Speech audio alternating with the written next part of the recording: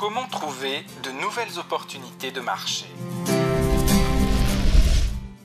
Au fur et à mesure que le temps s'écoule, une catégorie de produits se subdivise et se transforme inéluctablement en deux ou plusieurs sous-catégories. En 1920, il n'y avait qu'une seule catégorie de voitures et Ford avait 55% de ce marché.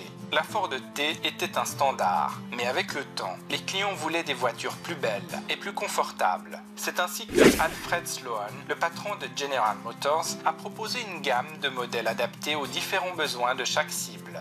Des voitures de luxe, des voitures de sport, des voitures de loisirs, la segmentation était née. En 1930, Ford n'avait plus que 27% de ce marché. Ce phénomène apparaît dans toutes les catégories. À l'origine d'Internet, il n'y avait qu'une catégorie de sites Internet. Puis cette catégorie s'est divisée en portails, en blogs, en sites e-commerce, en réseaux sociaux, etc. Au début des réseaux sociaux, l'on ne trouvait qu'un seul type de réseau social. Aujourd'hui, il y a des réseaux sociaux pour les loisirs, pour échanger des images, pour garder ses contacts professionnels. C'est la nature de chaque catégorie, sous-catégorie, de se diviser et de se subdiviser encore.